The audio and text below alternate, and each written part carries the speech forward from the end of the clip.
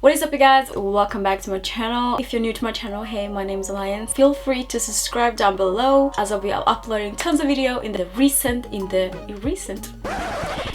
the near future. So I recently shared a video with you about my experience with quote-unquote being black in Norway. So it seemed to be a topic that a lot of you enjoyed watching. So in today's video, I'm going to share with you what it's like to live in Norway. So I put some timestamps down in the description box, but generally speaking, in this video I'll be sharing some of my experience with living in Norway, from working in Norway to the Norwegian social life, a couple of fun facts, and a juicy story, if I have time for that, about how it's really like living in Norway. Feel free to subscribe down below if you found this video insightful, and with that being said, let's just dive right into the video. So Norway is ranked as one of the best places to live in the world for a lot of reasons, but there are a lot of aspects about living in Norway that aren't talked about in Norwegian magazines, online blogs, and by Norwegian bloggers. So as an Afro-Norwegian living in Norway, there are some unspeakable truth about living in Norway. And if you have natural hair, you can just forget about going to a salon to get your hair professionally done, because the chances are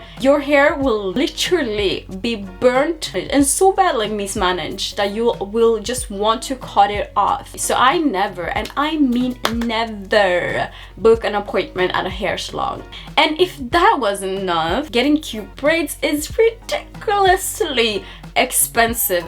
The average price for box braids is like 130 euros minimum, and that is without extra hair. I don't know if I should say this, but no matter where you go or live, there are a lot of rich kids. We are talking wealth equivalent to crazy rich Asians, okay? So the fashion norm in, for example, Oslo and in even big cities like Bergen is a staple Louis Vuitton bag and seemingly casual luxury fashion. I find it kind of strange when that is the fashion trend, because that is not how most teens kind of grow up. Like most teens in Europe or any kind of places really don't have that kind of money. So I just don't get it. Like, why would you walk around with a Louis Vuitton that you couldn't afford by yourself? But I don't know. So even though a lot of teens and even people in their 20s like to walk around showing off their family's wealth to get some clout, it's really hard to tell the difference between the average person, the rich person, the rich person, and the super rich. Because for the most part, the general population are dressed pretty casually and more or less the same. Of course, some people like to show off more than others, but that is usually not the case. But it's also a lot of people that have a lot of wealth, so that kind of like mix everyone in together in the same bowl, which leads me to the next point: status. So a great number of people in Norway seek status and are really, generally speaking, status oriented, to the extent that one of the first and most common question a lot of strangers ask is, so like, what do you actually do? Like, what do you do for a living? And it's in that tone as well. I don't even know why people are like that, but it seems to be the norm amongst the working class and middle class. Another thing that a lot of status oriented Norwegians do, if you don't have the right status, you'll be dropped like this, and I mean quicker than a rock. Which is another thing I want to talk about. There are a lot of stuck up young people in Norway, like so many, it's unfathomable. I think that is crazy.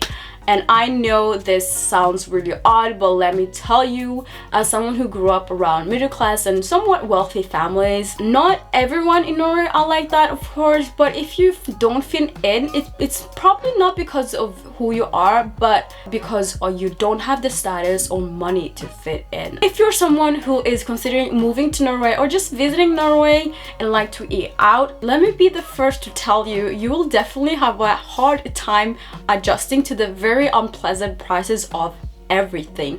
Eating out is expensive, clothing is expensive, and even ice cream is expensive. If you're going to start a business, you'll have to pay high taxes. In fact, the high costs of living is one of the biggest downsides of living in Norway. Groceries, from what I have seen traveling to other countries, are almost 3 times as expensive compared to countries like Italy, Spain, and even Poland. But if you have a decent paying job, the prices aren't that bad, and living in Norway is definitely more affordable then. On the positive side, the salaries are in most cases higher relative to other countries, so that kind of makes up for the high prices. Something I really love about living in Norway is the safety and reassurance of knowing that the common citizen is generally polite and have, generally speaking, the best intentions in most cases. I cannot tell you how many times I have forgotten my phone or wallet in a store and had someone straight away reach out to me and said they found my phone and asked nothing in return. And because of this, it's really easy to fall in the trap of being gullible in some cases and think that acquaintances care more about you than they actually do, and that you're better friends with someone than you actually are. As a result, I have to constantly remind myself that that is not the reality in other countries. When it comes to working in Norway, getting a job as a foreigner or multicultural, non-ethnic Norwegian is not easy. It's easy getting a foot in the corporate world if you have contacts or a large network of working professionals.